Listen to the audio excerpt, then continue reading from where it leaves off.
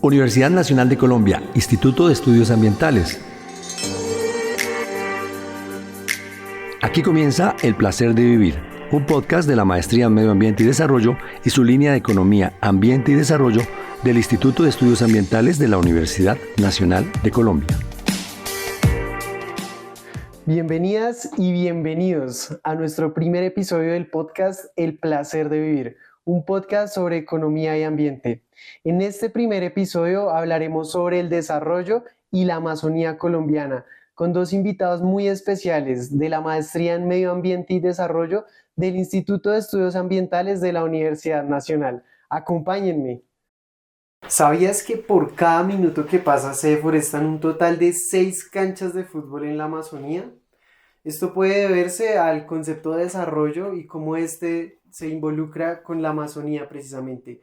Para el día de hoy traemos dos invitados muy especiales, Alejandra Gómez y Tomás Vergara, con quienes hablaremos sobre los proyectos REDMAS y los desarrollos de la infraestructura vial dentro de la Amazonía. Así que cuéntenos un poco qué opinan de esto. Daniel, buenos días. Muchas gracias por la invitación. Primero, sí, pues decir que no es tan fácil como definir esa relación entre la Amazonía y el desarrollo.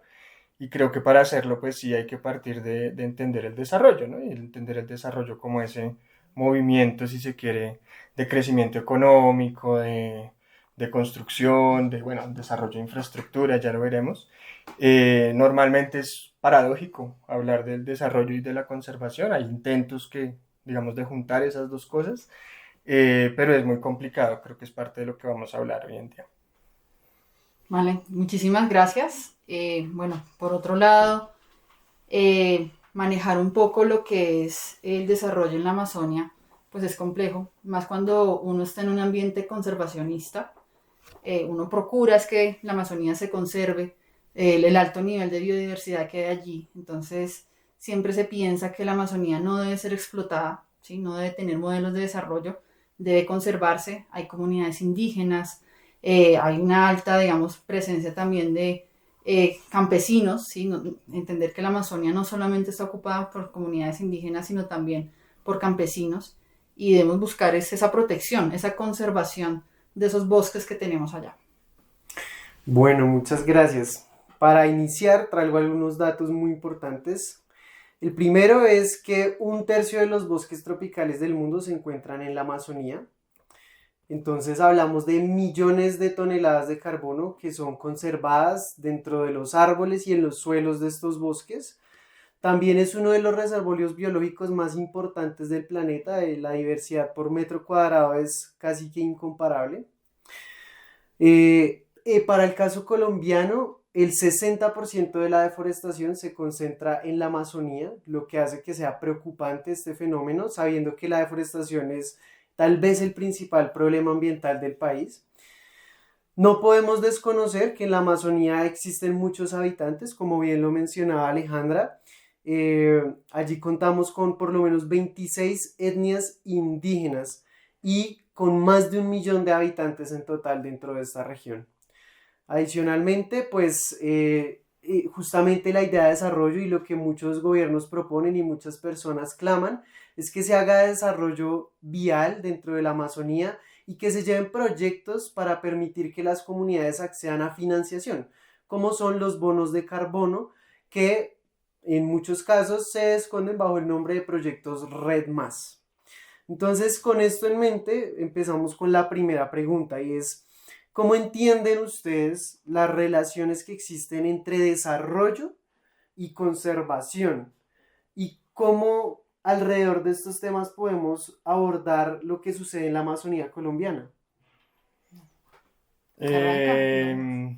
Bueno, no, como decía ahorita, yo creo que para entender esa relación, pues hay que partir de una definición de qué entendemos por desarrollo.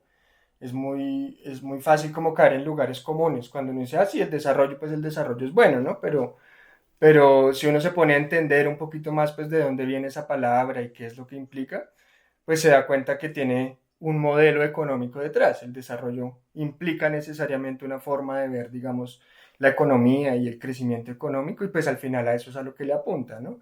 Como decía ahorita, a veces es paradójico, a veces es contradictorio pensar que uno puede desarrollarla, todo como si llevar esa línea del desarrollo económico y conservar al tiempo. Hay gente que dice, no, eso sí se puede, hay gente que no. Yo soy de los que creo que la conservación se contrapone al desarrollo de alguna manera.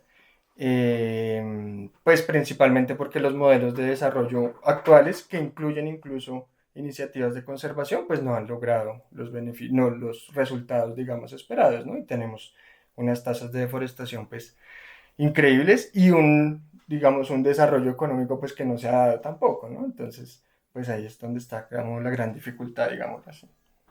Sí, yo voy un poco en línea con Tomás y realmente el uso potencial que tiene la Amazonia no es para explotarla. O sea, en ese sentido, cuando vemos los mapas de IGAC, por ejemplo, cuando uno mira el conflicto de uso del suelo, los usos potenciales, la Amazonía es para conservarla, ¿sí?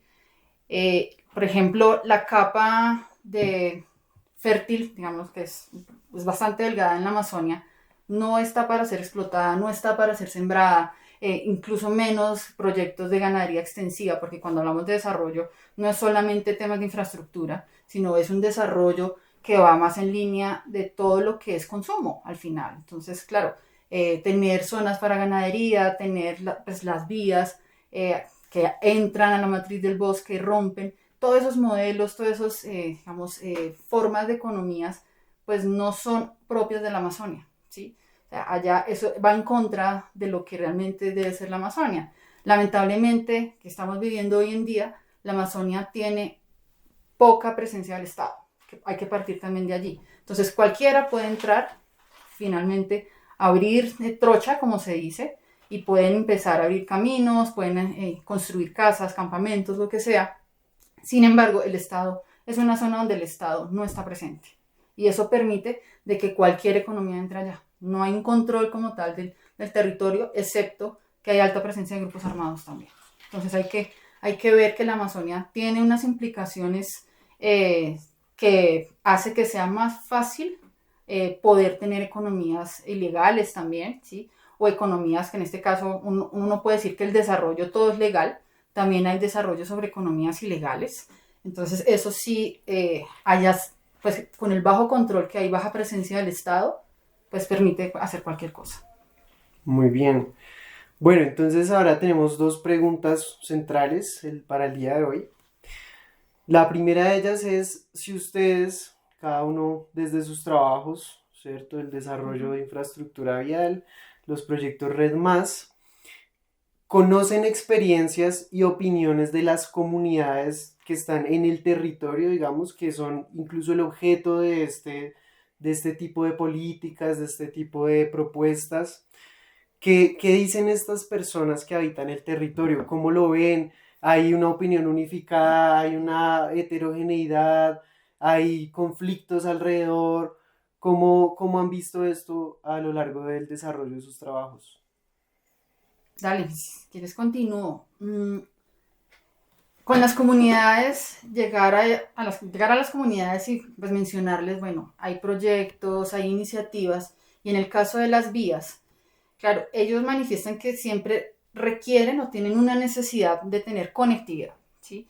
Que tienen un centro poblado, necesitan conectarse con una capital, ¿por qué? Necesitan salud, necesitan educación, necesitan abastecerse de alimentos, de cierta manera, entonces justifican de que hay una forma o que requieren tener conectividad, y para eso es el desarrollo vial. Sin embargo, Colombia ha venido trabajando en algo que se llaman los lineamientos de infraestructura verde vial, ¿sí? Que es una forma de poder tener infraestructura sostenible, si lo vemos desde ese punto de vista, teniendo en cuenta que hay un entorno natural, ¿sí? Eso viene hablándose ya 3, 4 años un poco del tema, y que justamente vincula a las comunidades en que sean unas, digamos, como unos personas que puedan tener el manejo de la vía, ¿sí? Que puedan conservarla. Hay unos lineamientos que están asociados a los tipos de obra de una vía, ¿sí? Que no es la misma vía que abren y que queda, digamos, como despejado la tierra, sino que es una vía que tiene pasos de fauna, que tiene cercas que permite que los animales pasen de un lado a otro, haya menos atropellamiento de especies. Ese desarrollo, pues hasta ahorita está empezando. En Colombia realmente no hay una iniciativa de esas todavía. Sin embargo, el Ministerio de Ambiente está tratando de que se pueda vincular los lineamientos de infraestructura verde vial para cualquier proyecto vial en zonas estratégicamente ambientales. Es como lo que más se sabe, por lo menos en términos vial, que puede ayudar de cierta manera a que no haya un impacto tan fuerte sobre los bosques y sobre los ecosistemas, porque las vías es lo que más fragmenta un bosque, más fragmenta un ecosistema, y pues al fragmentarse se pierde completamente la conectividad ecológica. Y entonces más o menos lo que nos dices es, este es el tipo de vías que la comunidad solicita o en torno al pensamiento de la comunidad, ellos cómo ven este tipo de vías o ellos piden grandes vías, pequeñas vías, que no haya vías. Ellos piden es conectividad, de alguna manera, ¿sí? O sea, que sean grandes o que sean pequeñas, ellos piden es que puedan llegar a un lugar, abastecerse o puedan cumplir sus necesidades básicas. ¿Qué pasa en la Amazonia? La Amazonia es una zona muy húmeda, entonces vamos a tener zonas donde va a haber inundabilidad todo el tiempo, entonces generalmente se transportan en moto, se transportan en tractores también para pasar a algunas zonas inundables. Ellos lo que piden es que sean unas vías que les permitan por lo menos moverse. Generalmente esas vías tienen un ancho de 10 metros, ¿sí? Ellos no piden más y piden algunas placahuellas, que son esas obras, porque la Amazonía no es plana del todo, siempre tiene como su zona con colinas, entonces en las zonas más altas, que tienen mayor pendiente, piden que haya como unos placahuellas para que puedan ellos pasar, porque las condiciones de por sí de la Amazonia es diferente, ¿sí? Pero no se puede decir que vamos a pavimentar toda la Amazonia, tampoco llegar a ese punto, pero sí tener unas obras mínimas, obras civiles mínimas, que permitan una transitabilidad durante la época, pues, de la mayor parte del año. Y también tenemos en el territorio personas que se opongan a estos desarrollos o que se opongan a los grandes proyectos o todas las personas, digamos, están de acuerdo en que tiene que haber desarrollo de infraestructura. La tendencia es que están de acuerdo, realmente la tendencia, porque es mejorarle la calidad de vida a ellos. O sea, es mucho más demorado, digámoslo así, moverse por un río. Un río pues requiere otro tipo, digamos, de modo de desplazarse. Y los ríos pues hay que conectar y finalmente van a llegar a la vía, ¿sí? Pero sí requieren que por lo menos esas condiciones estén. Ellos siempre van a estar abiertos, claro. Lo que pasa es que ya en el territorio a veces ellos no conocen son las implicaciones o los impactos ambientales que tiene una vía. Ya toca entrar es casi que hacer educación ambiental y decirles, mire, pero es que una vía puede afectar esto y esto. Ya cuando ellos dicen, no, estamos fragmentando, ya como que van cambiando de posición, pero igual la iniciativa de ellos y el interés es poder tener conectividad, poder llegar a los centros poblados principales, que en este caso, si lo vemos en el espacio amazónico, estamos hablando de San José del Guaviare, estamos hablando de Florencia, o sea, como esas capitales principales que pueden llegar a las comunidades. Listo. Bueno, Tomás, ¿y tú cómo ves el tema de las comunidades en el territorio y su postura frente a los proyectos Red Más? Sí, yo me agarro de una cosa que comenta Alejandra y es, digamos, la calidad de vida en la Amazonía, ¿no? Partimos de que ahí habitan pues comunidades que no viven bien, que les ha tocado muy duro, ¿no? Entonces, cuando uno se pone a mirar la historia pues de estas zonas de la Amazonía, no solo de la parte norte, digamos, de colonización, sino también, digamos, de la parte más central, donde es más étnico, digamos, el asunto. Pues son poblaciones que les ha tocado muy duro, que han sido víctimas de la violencia, desplazamiento, etcétera, ¿no? Entonces, cuando llegan a estos lugares y pues logran de alguna manera como estabilizarse, claro, colonizando y deforestando y abriendo vías, pero pues al final logran una cosa que muchas en Colombia quieren, que es un pedacito de tierra para vivir ahí, ¿no? Y como esa tranquilidad. Entonces, de alguna manera la Amazonía se volvió como un receptor, digamos, de mucha población pues que no tiene, a la que no se le han garantizado muchos derechos, digámoslo así, ¿no? Y en ese sentido, pues sí, lo que uno se encuentra cuando pues recorre esos territorios es gente que está pidiendo básicamente que se le garanticen unos derechos y se mejore su calidad de vida, ¿no? Por ejemplo, con el tema de la red vial, pues es poder acceder al mercado, ¿no? ¿Qué es lo que pasa? Como lo decía Alejandra, pues ya la ciencia hoy nos ha dicho que en la Amazonía no es bueno producir, o más bien, es mejor producir unas cosas que otras. ¿Por qué? Porque el suelo pues tiene unas características específicas, etcétera, ¿no? Entonces, Lo que uno ve hoy es que las comunidades les dicen, listo, nosotros estamos dispuestos a implementar, digamos, proyectos que tengan una economía más sostenible, o proyectos que no deterioren, digamos, el suelo, o la vegetación, etcétera. Pero es muy difícil lograrlo para ellos, ¿no? Entonces, pues uno ve de todo. Allá uno encuentra gente que dice, no, esta Amazonía hay es que tumbarla y poner vacas porque la gente necesita plata. También encuentra uno gente que dice, no, la Amazonía hay que conservarla, pero no se puede conservar si no se le garantizan los derechos a la gente, ¿no?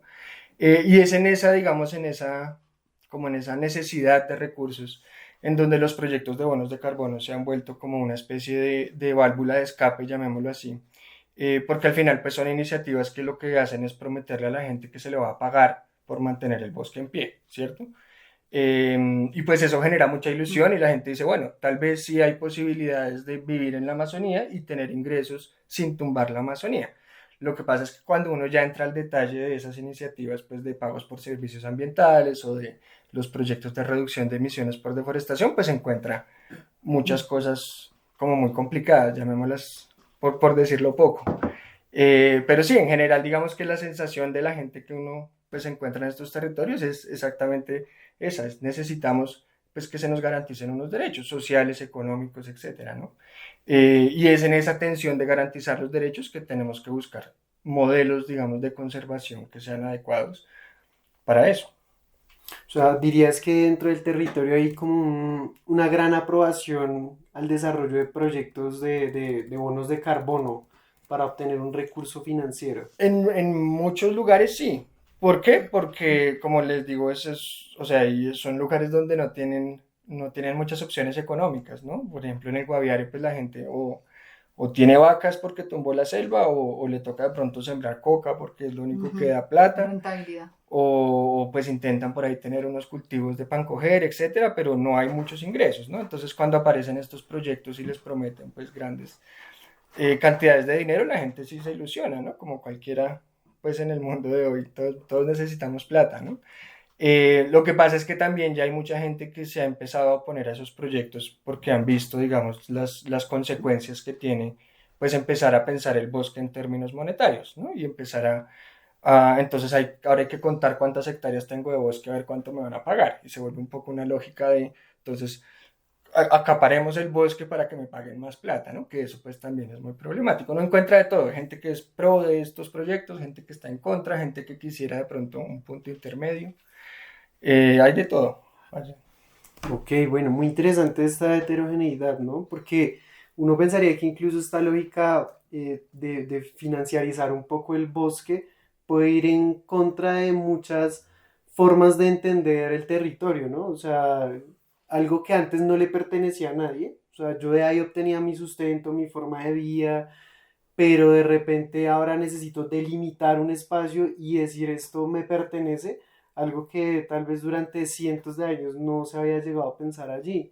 Esto ha despertado algún debate interno dentro de las comunidades que antiguamente no reconocían este concepto de propiedad privada sobre la tierra, o todos han tenido una misma línea al respecto. No, esto efectivamente ha generado muchos conflictos, Daniel. Le voy a poner un par de casos como para que también veamos esto con ejemplos, ¿no? Como ahora el bosque en pie vale y hay que cuantificarlo y hay que saber cuánto bosque hay, por ejemplo, ha habido ahora conflictos entre campesinos que en la Amazonía no tienen la titularidad de la tierra porque ven que hay resguardos indígenas en donde sí tienen la titularidad de la tierra y tienen grandes áreas de bosque y de alguna manera les genera envidia, ¿no? Entonces dicen, ¿y por qué a ellos sí les dan y a nosotros no, siendo que vivimos en el mismo río y pues pescamos el mismo pescado, ¿cierto? Entonces sí se ha generado, digamos, muchos conflictos también, pues entre los mismos pueblos indígenas que están desarrollando estos proyectos. También ahora hay algunas tensiones por esa nueva forma de ver la tierra, ¿no? Entonces, por poner otro ejemplo, resguardos indígenas que ahora compiten por ampliarse sobre áreas de bosque, pensando en que esas áreas de bosque van a representar algunos ingresos, ¿no? Entonces ahora hay una competencia, digámoslo así, sobre quién agarra más bosque entre algunos resguardos y pues eso también, como dice Daniel, es un cambio, digamos, en la forma de pensar el bosque que está generando muchos problemas allá, sí. Bueno, entonces frente a esto hay una pregunta que también es muy central en un país y es ¿qué debería hacer el Estado? Porque como Alejandra nos decía, el Estado muchas veces parece inexistente en estas regiones o parece que hay paraestados que son quienes controlan las economías ilegales en estos territorios. Y ahí hay una pregunta muy importante y es, ¿qué hace el Estado? Justo nos aproximamos a un año electoral y estamos pensando un ecosistema central para nuestro país, para el mundo, y que concentra uno de los problemas más graves en términos ambientales para Colombia.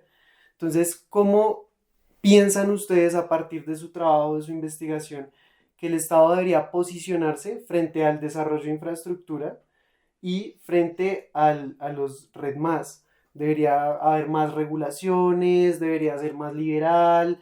¿Qué debería ser? ¿Qué han pensado ustedes? No tiene que ser una propuesta absoluta universal, pero que ustedes digan, el Estado debería procurar irse por este camino, debería escuchar a estas personas, debería tener esto en cuenta. A mí me gusta pensar esa pregunta en términos de la justicia ambiental de pronto de nuevo, de la garantía de derechos. Yo no creo que haya una forma de conservar la Amazonía si no se le garantizan los derechos a quienes la habitan. Sean indígenas, sean campesinos, sean afro, creo que el Estado primero tiene que garantizarles unos mínimos, ahí sí, de conectividad, de salud, de educación, para después poderles exigir, oiga, tiene que sembrar esto, o no puede tumbar esto, etcétera, ¿no?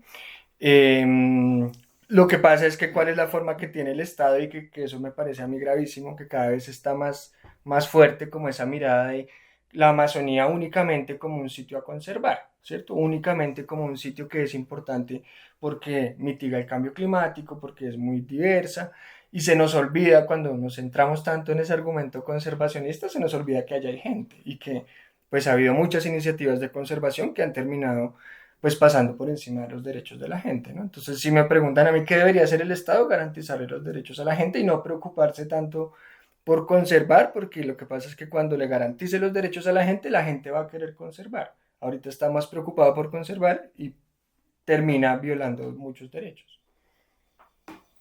Bueno, ¿tú qué opinas Bueno, frente al desarrollo de infraestructura de pronto o en términos generales también te aproximas a la propuesta de Tomás? Sí, gran parte, aquí estamos ya tocando dos temas, que es la gobernabilidad y la gobernanza. Sí. En este caso, claro, ningún proyecto tiene viabilidad, así uno garantice un poco los derechos de las personas, si no hay una recuperación del Estado en el territorio. Porque por más proyectos que haya, va a llegar, si no hay presencia del Estado, no hay un control en este momento sobre los grupos armados, casi que ningún proyecto va a ser viable. Así que escrito en papel, así hayan autos de restitución a las comunidades indígenas en el territorio, si no hay garantías del Estado para que las comunidades o los campesinos o los afro puedan gozar de ese título, gozar de, digamos, ahí sí como dice el podcast un poco, en tener esa calidad de vida, pues va a ser muy difícil, porque siempre van a estar los grupos allí. Y es una guerra que tenemos en Colombia ya hace mucho tiempo. Todos hemos nacido en escenario de guerra. O sea, ninguno de los que estamos acá conocemos la paz, porque nacimos en un contexto de un país en guerra. Colombia está en mora de solucionarlo. O sea, hemos hecho acuerdos de paz, pero al final, ¿dónde están los grupos que no se acogieron a los acuerdos de paz? En la Amazonia. Y eso ha permeado y ha hecho de que ahora estén incluso más intensos los conflictos en la Amazonia. Ya estamos hablando de conflictos transfronterizos, ya ni siquiera es un problema de solo Colombia. Ya vemos que la minería, por ejemplo, ilegal, es transfronteriza. Está pasando entre Brasil, está pasando entre Colombia, el tráfico de cultivos ilícitos, la coca, la marihuana, está en un tema transfronterizo. Es que es muy rentable, pero si el Estado no recupera eso, por más proyectos que tengamos, la gente no va a poder tener una vida, una buena calidad de vida. Entonces, independiente de que si queremos hacer proyectos de infraestructura pues, sostenibles, pues no va a pasar. ¿Sí? Cuando vemos un poco el mapa de la Amazonia sobre los proyectos viales, la mayoría son vías terciarias ilegales construidas por grupos armados, que luego se van legalizando. O sea, son vías que no tienen licenciamiento vial, son vías que no tienen ningún origen legal. La mayoría son vías ilegales, ¿sí? Entonces, ¿cómo jugar en un escenario donde El gobierno no puede entrar y hacer control. Ahorita estamos hablando de los bombardeos, en recuperar, pero al final la política de la paz, un poco de la paz total, si eso no se recupera, la Amazonía es un escenario de conflicto y un conflicto activo fuerte. Escuchamos ahorita en nota y en prensa el reclutamiento de niños, ¿sí? Claro, es que los indígenas, las comunidades las están instrumentalizando, ¿sí? Para que ayuden con los cultivos, con el narcotráfico, con la deforestación. O sea, eso es un tema real. Y si no solucionamos eso, lo otro, no hay garantías para que puedan gozar de esos beneficios las comunidades. Bueno, me surge una pregunta y es, hay dos cosas que creo que se articulan y es una garantía de unos derechos mínimos de calidad de vida, podemos decirlo, y al mismo tiempo una recuperación del control del Estado del territorio. Uh-huh. Pero yo quisiera que tú de pronto miras a qué te refieres con estos derechos, o sea, cuáles serían estos derechos y cómo el Estado podría llegar a ellos y cómo tal vez a partir de los proyectos Red Más y a partir del desarrollo de infraestructura, cómo esto se relaciona con esas garantías de derechos, cómo el Estado jugaría un papel ahí y también si a partir de estos proyectos también estamos hablando del Estado o cómo entiendes que el Estado recupere el territorio, únicamente nos referimos a, digamos, al control militar o cuando hablamos del Estado nos referimos a qué tipo de instituciones a nivel territorial que tengan presencia. Entonces, no sé, Tomás, si quieres empezar. Sí, yo de pronto empezaría por el derecho a la tierra, ¿no? Que al final pues en Colombia se viabiliza a través de la titulación. Y es un tema muy polémico, porque entonces, pues lo decíamos ahorita, la gente, los campesinos que hoy habitan la Amazonía, pues salieron desplazados del centro del país porque en el centro del país no había tierra y fueron colonos. Dice, hay un autor que se llama Henry Salgado, dice que toda colonización es forzada, ¿sí? No hay nadie que se vaya a colonizar la selva porque le parezca una aventura interesante, es más bien, pues es un trabajo duro, es un trabajo difícil, ¿no? Y hoy en día, pues, departamentos como el Guaviare, el Caquetá, el Putumayo, pues están habitados en su mayoría pues hoy por los hijos de estos campesinos que llegaron ahí. ¿Qué es lo que pasa? Que estos departamentos, desde el 59, hacen parte de una figura que se llama la Ley Segunda, que es una zona de reserva forestal. Y esa zona de reserva forestal lo que dice es, esta tierra es del Estado. Aquí no puede haber gente, esto no se le puede titular a los campesinos. Eso hasta ahorita está un poco cambiando con el nuevo, pues con este gobierno que generó unas nuevas formas, digamos, de reconocer la ocupación de los campesinos dentro de la ley segunda. Pero el asunto es que la ley segunda siempre ha sido del Estado y eso le pone, digamos, una venda al Estado que no le permite intervenir ni invertir en esos territorios. Un poco las vías ilegales a las que se refiere Alejandra, pues están en esas zonas y son ilegales precisamente porque están en esas zonas. ¿Qué es lo que pasa? Si el Estado no se da cuenta que, no digo levantar la figura por levantarla, pero de alguna manera poder leer lo que hay ahí y entender, por ejemplo, cuánta gente hay, es algo que no puede hacer. ¿Por qué? Porque no puede invertir. De alguna manera el Estado se está poniendo sus mismas trabas para abordar el problema de los derechos, ¿no? Entonces, como no puede titular, entonces no sabe cuánta gente hay ahí, entonces no puede invertir, entonces se siguen reproduciendo esas situaciones pues de violaciones de derechos y la gente sigue peleando por lo mismo. Es particular en Miraflores, por ejemplo, hace unos años esto es un municipio en el Guaviare, y ahí en ese momento estaban en paro y estaban pidiendo la zona de reserva hacer una zona de reserva campesina en Miraflores. Esto es una figura pues un poco para reconocer la ocupación de los campesinos. Y esa misma pelea la encuentra uno en actas de la alcaldía hace 60 años o 70 años. Es gente que lleva 70 años diciendo, oiga, nosotros vivimos aquí, reconózcanos. Y el Estado no ha sido capaz pues, de transformar esa figura de la ley segunda, entonces para el Estado siguen siendo invisibles, ¿no? Y así es muy jodido, pues, como pues salir de ese problema, como que es un círculo, es un bucle, ¿no? Entonces no es capaz de ver a la gente, entonces no sabe qué es, entonces no va, le abre espacio a los grupos armados y se vuelve de alguna manera un círculo vicioso. ¿Cuál sería para mí la forma de romper ese círculo vicioso? Reconociendo la ocupación que hay y diciendo, bueno, aquí hay una gente, en vez de sacarlos, pues más bien cómo hacemos para que puedan vivir aquí dignamente y así transformar sus prácticas, pues que deforestan o que dañan el medio ambiente. Iría por ahí. Muchas gracias. ¿Y tú? Sí, comparto bastante lo de Tomás. Realmente el conflicto de la tierra es histórico y en la Amazonia ha sido como de los detonantes incluso de la deforestación, los conflictos por la tierra. Bueno, voy a llamar aquí una experiencia de Colombia, que es el Plan Nacional de Restitución el PENIS, el de sustitución de cultivos de uso ilícito. Y ese tuvo un efecto, la idea era que el campesino, o digamos quienes estaban sembrando coca, cambiaran y entregaran un poco esas, pues, como esa economía, hubiese una sustitución de la economía. Sin embargo, generó un efecto contrario a lo esperado. ¿Qué pasó? Que empezaron a incrementarse las hectáreas sembradas de coca. Claro, porque como el gobierno estaba diciendo, bueno, te doy tanto dinero por las hectáreas de coca sembradas para que no lo hagas, entonces llegó mucha gente, y como dice Tomás, la ocupación también es dirigida, traen gente de Antioquia, traen gente de Santander, los ponen en unas zonas específicas, empiezan a sembrar y quieren reportar eso en los programas. Entonces ahí dice uno, ¿cómo realmente soluciona el conflicto de la tierra? Colombia está en proceso del catastro multipropósito para saber finalmente quiénes están, ¿sí? Y cada vez aparecen nuevos colonizaciones, nuevas ocupaciones, entonces se vuelve casi como ir siempre detrás como una bola de nieve y eso va creciendo, va creciendo, va creciendo. Claro, la ocupación se va también disipando, se va un poco como fragmentando de cierta manera. ¿En qué momento vamos a tener un catastro? Esa es una deuda que se tiene en el país. Y en zonas donde el IGAC ni siquiera entra. Se supone que hay un gestor catastral por los municipios, pero a veces ni siquiera funciona. O sea, dicen, no, hagámoslo con cartografía de imágenes de satélite porque no podemos entrar, ¿sí? Entonces, ¿cómo realmente podemos saber el catastro en Colombia? Es muy complicado y va a seguir el mismo conflicto de la tierra.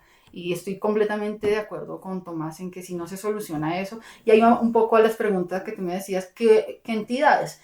Pues realmente son todas. Si uno mira un poco como esos indicadores, un poco como de estado de las comunidades, uno se da cuenta que son los que tienen menor niveles de educación, más índices de pobreza, menor, el índice Gini allá es muy, muy malo, o sea, realmente allá la capacidad económica es muy baja. Sí, o sea, realmente estamos en un escenario de pobreza, realmente, aunque uno dice, no, la Amazonía es rica, sí, tiene de todo, pero al final económicamente son comunidades que buscan es cómo poder tener renta, y claro, alquilan digamos, área para que pongan vacas, se dedican a la coca, entonces realmente es muy difícil si no se soluciona el conflicto de la tierra, realmente ese es un punto clave que hay que mirarlo de manera integral, así como se dice también, hacer acción sin daño, porque cuando uno trata de hacer acción sin daño, con daño, pues llega a otras cosas. Ahí también quisiera decirlo en términos del ordenamiento ambiental, que estamos en un escenario de resguardos indígenas y parques nacionales, ¿sí? Parques nacionales, de los parques que están allí en esta zona, no tienen en este momento, digamos, no hay como una línea en que haya campesinos y parques nacionales. Y eso se ha discutido también históricamente, y es que sí debería haber una figura de campesinos en parques nacionales. Lo que hay es indígenas en parques nacionales, pero el campesino no. E incluso se han ampliado parques nacionales en zonas donde ya había ocupación. Entonces es como decirles, venga, les pongo a ustedes aquí en su casa un parque y ustedes se tienen que ir porque ya es un parque. Y eso ha generado que alrededor, por ejemplo, del parque Chiribiquete haya tanto conflicto, porque en muchas de las zonas se amplió el parque ya con personas campesinas, no indígenas, y eso ha hecho que haya mucho conflicto también en el territorio. Entonces, ¿cómo reconocer la titulación? O sea, es un tema complejo, porque cuando hablamos de un parque nacional también estamos hablando de un título de tierra, o sea, estamos hablando de que ya es del Estado, porque la mayoría de territorios, como lo dice Tomás, Reserva Forestal de Ley Segunda son territorios baldíos, son de la nación, ¿sí? ¿Cómo titulo allí? Y bueno, y viene también la sustracción, o sea, ya tienen unos temas legales también mucho más amplios que toca resolver, que la norma dice o no está, o que se permite y no que no se permite. Entonces sí, voy también en la línea de que se debe solucionar el problema de la tierra. De acuerdo. Bueno, entonces vamos a pasar a una sección en la que yo les voy a decir a cada uno una frase y ustedes van a reaccionar en aproximadamente un minuto. O sea, vamos a hacer este ejercicio rápidamente. Entonces, para Tomás, la frase es la siguiente. Los proyectos REDMAS son la oportunidad perfecta para asegurar la conservación del Amazonas al mismo tiempo que se garantiza un ingreso para las comunidades que la habitan. Falso. Yo creo que eso es falso, así se venden. Esa es la propuesta, digamos, de estos mecanismos financieros como decía ahorita, juntar desarrollo económico y conservación y creen que van juntos.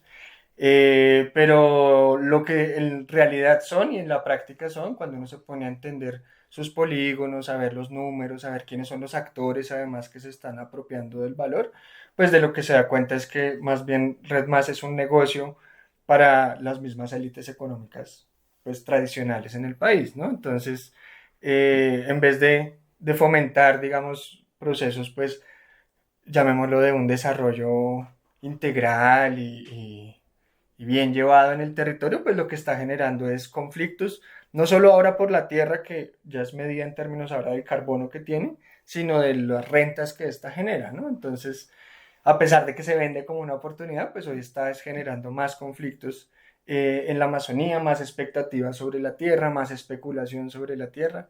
Entonces, sí, yo creo que te equivocas con esa afirmación. No es mía, no es mía, ¿no? Es lo que muchas veces se Claro, menciona, claro. incluso en espacios importantes como las COP y todo. Bueno, Alejandra, la frase que yo tengo para ti es, el desarrollo de infraestructura vial es el primer paso para conectar los territorios amazónicos con el centro del país, garantizando el avance de programas sociales y el desarrollo productivo de la región. Bueno, también hay algo de cierto, sí, porque realmente las vías facilitan que haya economías, mejoran los tiempos, pero en la Amazonia no, ¿sí? En la Amazonia la infraestructura vial no debe ser la única forma de transporte en la Amazonia. Recordemos que ahorita les mencionaba un poco el tema de los ríos, ¿sí? Los ríos es como la conexión natural de la Amazonia.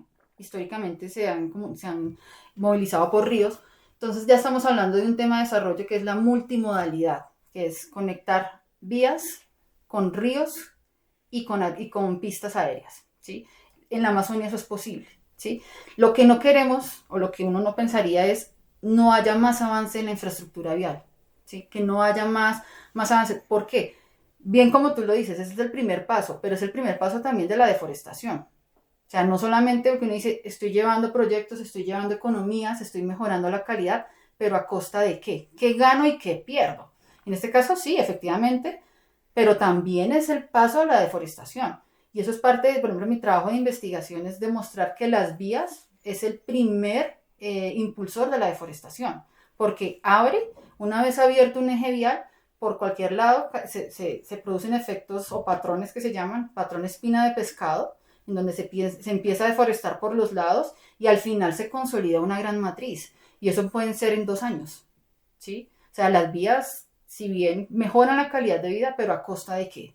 De acabar con el bosque, de acabar con los ecosistemas. Entonces ahí, pero digo que la posición no es como tan buena, pero también hay soluciones. Y como les digo, un poco es la infraestructura multimodal. O sea, poder tener lo que ya hay. La Amazonia tantas comunidades tiene que cada una tiene un puerto. Y ahora hay pistas aéreas desde los años 80 que fueron utilizadas para el narcotráfico, que quedaron en las comunidades y que pueden ser utilizadas también para una forma de conectarse con el centro del país o con otros lugares. Entonces, para pensar de que la Amazonia podría verse también de esa manera como la multimodalidad. El Ministerio de Transporte lo ha pensado, ¿sí? Lo ha pensado y tiene algunos proyectos y algunos ríos que tienen que ser navegables. Claro, ¿qué pasa? Que la Amazonia es tan agreste en algunas zonas que tenemos cañones, que tenemos caídas de agua. ¿Cómo hacer navegable un río que tiene un raudal? ¿Sí? O sea, incluso cerca de Chiriquete, es más, en Guaviare está el raudal del Guayabero. O sea, ¿cómo hacer esos ríos navegables? Esa es la otra pregunta. O sea, requiere una adecuación también de los ríos, o cuál es, digamos, ahí el interrogante. Pero hay formas de hacerlo, por eso se llama multimodalidad, porque puede ser, aquí mismo por carretera me conecto con un río, puedo seguir por el río, llego a una pista. Eso es como jugar como con los 3 tipos de transporte en la Amazonia. Muy bien. Bueno, esta pregunta es muy importante y es justamente ahora hablemos de lo esperanzador. Y es si alguno de ustedes conoce algún caso exitoso de una apuesta que puede ser pública, privada, comunitaria, que justamente combine la conservación, o sea, digamos que haga freno al proceso de deforestación que nos preocupa, pero que al mismo tiempo le garantice a las comunidades un bienestar. Sí, estos derechos de los que habla Tomás, alejarlos quizás del conflicto de alguna manera, sí. Y cómo a partir de esta experiencia, si es que la conocen, podemos aprender justamente en lo relacionado a los proyectos RED+, al tema de la movilidad, de la infraestructura, al tema de la titulación de la tierra. No tiene que ser necesariamente un caso exitoso en la Amazonía, pero un caso exitoso que ustedes conocen que, digamos, permita conservar estos ecosistemas tan valiosos y que las comunidades encuentren en esa conservación bienestar para sí mismas. Pues recientemente, estuve en Calamar, y en Calamar hay una iniciativa pues que este año ha tenido grandes avances, que es la constitución de una zona de reserva campesina dentro de la ley segunda. Como lo decía ahorita, una de las cosas que hizo este gobierno fue permitir la creación de zonas de reserva campesina sin sustraer ley segunda. Es decir, la tierra sigue siendo un baldío de la nación, pero reconoce que sobre ese baldío de la nación hay unas comunidades campesinas. Esto al final es una iniciativa comunitaria. Esto sale de la gente que ve en esa figura una vía para habilitar la inversión del Estado. Claro, esta zona pues uno la ve, si la ve solo en términos de deforestación, pues ahí hay motores de deforestación y ahí hay grandes áreas, digamos, que todos los años se van tumbando y tumbando. Sin embargo, lo que me parece interesante e importante es precisamente que es un esfuerzo de la misma gente por reconocer que están en un lugar pues ambientalmente estratégico y que tiene que ser conservado, pero que luchan por sus derechos, ¿no? Entonces el nombre que la zona de reserva campesina tiene es la guardiana del Chiribiquete. Y eso empieza como a transformar, digamos, esa dualidad de no. Entonces, el campesino en la Amazonía es malo y el indígena es bueno y como que así de simple, pues lo que estamos viendo aquí es una comunidad campesina que está intentando organizarse y organizar su economía y organizar su política para poder quedarse en un territorio conservándolo y siendo, como ellos dicen, los guardianes del Chiribiquete, ¿no? A mí me parece esto pues una iniciativa muy buena porque además en ella los campesinos parten de lo que quieren, no es el título. Ellos no están peleando ahí porque les escrituren la tierra. Ellos están peleando ahí porque se mejore su calidad de vida y porque el Estado pueda invertir en sus colegios y en sus escuelas y en sus vías, etcétera, ¿no? Entonces, creo que esa es una iniciativa pues muy reciente que vale la pena revisar en esos términos, como en tanto es una iniciativa comunitaria que junta directamente conservación y bienestar social, llamémoslo así. Muy bien. ¿Y tú, Alejandra, conoces alguna experiencia similar? Sí, también, justamente también comunitaria, y es iniciativa que se llama Forestería Comunitaria. Y es llegarle a las comunidades a que puedan vivir del bosque, ¿sí? No a que se dediquen a ganadería, ni que se dediquen a cultivos, digamos, de uso ilícito, sino es a aprovechar de que el bosque también se puede rentar, digámoslo así. O sea, el bosque tiene muchas especies, tiene frutos, tiene cosas que se pueden comercializar. Adicional, por ejemplo, también el bosque ofrece turismo, o sea, es cómo poder garantizarle a que las personas que viven allá puedan vivir a largo plazo del bosque. Está también digamos, zonas donde se explota miel, ¿cómo se llama eso? Polimelicultura. Exactamente, gracias Tomás. Y poder tener como esos programas que las personas pueden vivir del bosque. Y hay varias iniciativas que están encabezadas por una organización que se llama FCDS y tienen en el Bajo Caguán, tienen en Guaviare. ¿Y qué ha demostrado estos proyectos? Que la tasa de deforestación baja. O sea, baja incluso al 80% entre un año y otro. O sea, que sí realmente hay un impacto fuerte sobre la deforestación. ¿Pero por qué? Porque las comunidades se comprometen.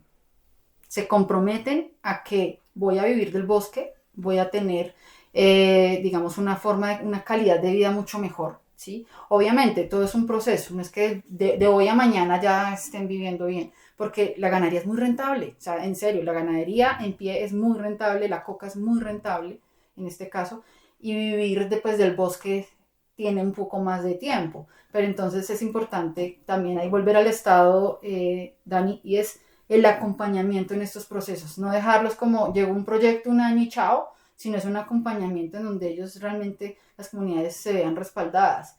También hay unas zonas donde se puede vivir con el ganado que ya existe y pueden sacar leche y pueden comercializarlo, pero con lo que ya hay, o sea, mejorar de cierta manera la forma de trabajar el ganado, que no es que a mayor ganado más hectáreas, es que estamos hablando de 4 hectáreas por una cabeza, ¿sí? O sea, eso es mucho, o sea, una cabeza con No, eso 4 es hectáreas, increíble. por eso se llama en algunos casos ganadería extensiva, porque son muchas hectáreas y poquito ganado, ¿sí? Pero sí hay iniciativas que están funcionando, pero pues que a veces se ven entorpecidas por el tema del conflicto. Yo insisto un poco con el tema del conflicto, pero es que es lo que se vive día a día, ¿sí? Son lo que ellos, en un mundo ideal, uno podría decir, listo, ellos ya están con el programa y todo, pero siempre van a presentarse cosas allí. Y claro, y empieza a ver también, volviendo un poco al tema de los proyectos red, llega a ver, las comunidades llegan a ver como competencia. No, este me está ofreciendo más dinero por conservar el bosque, pero es que en este me tengo que esforzar por sacar la palma, la del ceje, de sacar azaí, o sea, me cuesta más a que yo tengo un bosque en pie, ¿sí? Entonces llega a haber también una competencia entre los mismos proyectos y eso a veces entra a la comunidad como, bueno, ¿y qué voy a hacer realmente? ¿Sí? Entonces, pues dejo hasta ahí un poco el tema.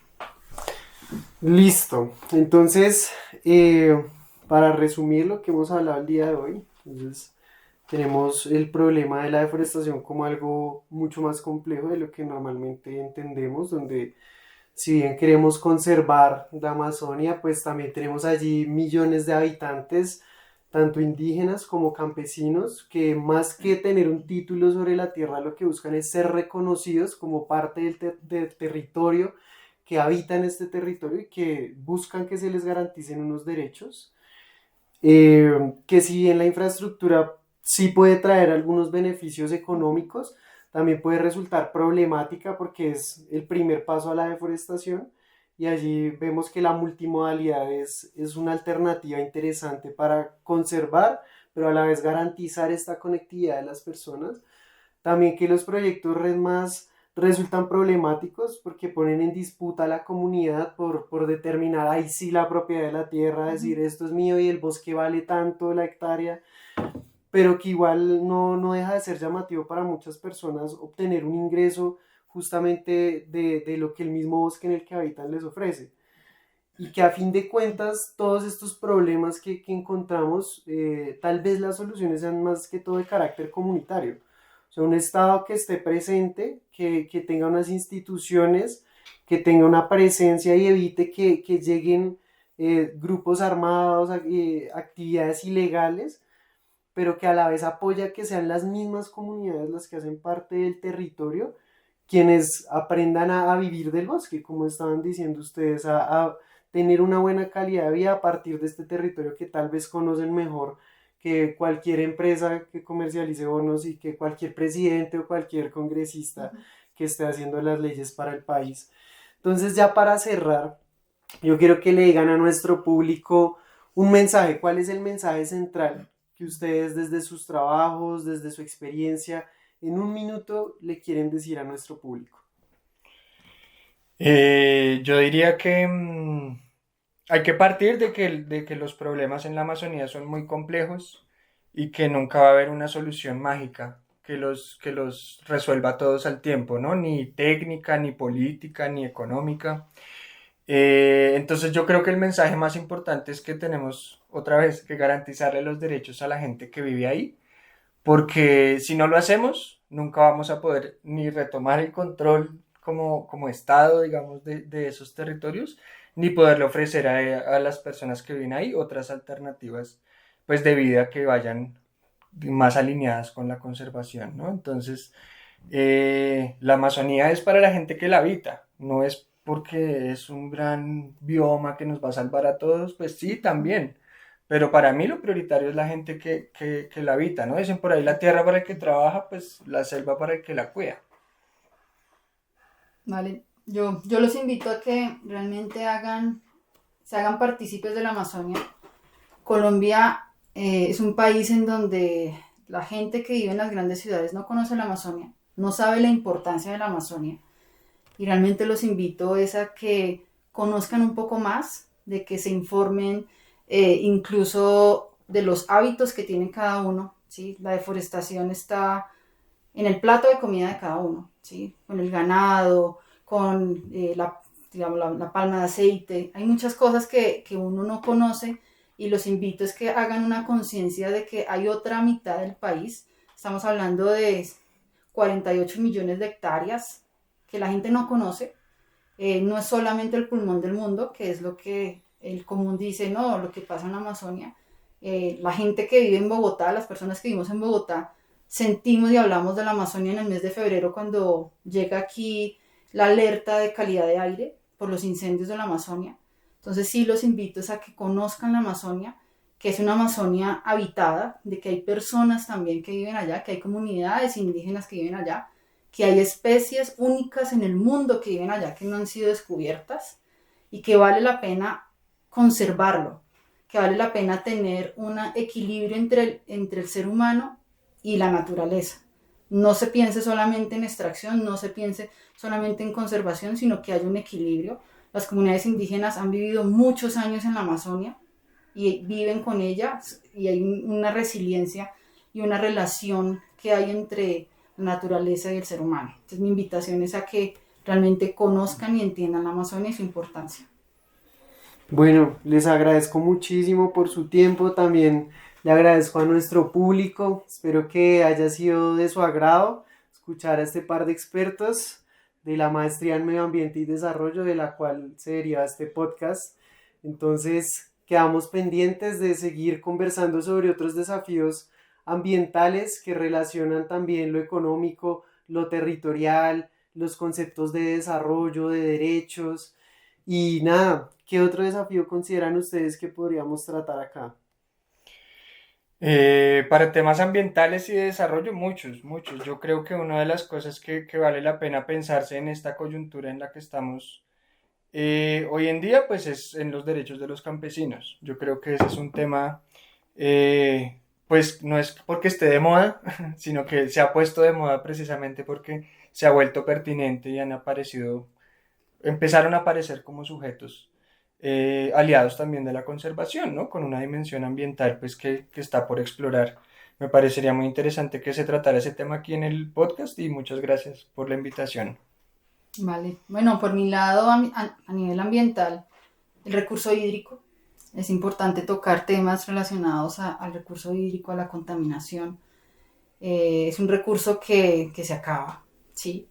Y muchas ciudades, muchos, digamos, municipios de Colombia no tienen una calidad de agua propia para vivir. Entonces ese sería como un tema que también nos saca un poco de la Amazonia, porque la Amazonia pues tiene riqueza hídrica, pero nos lleva a otros sitios como La Guajira, nos lleva a otros sitios en donde realmente la calidad del agua o la oferta hídrica es muy baja. Y ese es un tema ambiental también, ¿sí? Porque ya viene de lado toda la extracción, el carbón, diversos minerales. Entonces también eso sería importante. Bueno, y hablando de minerales, chévere hacer uno de minerales estratégicos ahorita que estamos en la transición energética, porque estamos viviendo también conflictos ambientales por estos minerales. Me adelanto un poco, la minería de oro y el mineral del coltán, la extracción de coltán, está generando muchos impactos en Amazonia y en el Chocó, en Antioquia. Entonces es un tema importante que ahorita el precio del oro está elevado, o sea, están cifras históricas. Entonces también tenerlo como de pronto más adelante en los podcasts. Listo, bueno, Entonces, muchas gracias y nos vemos en el próximo episodio. Los esperamos acá. Vale, feliz día.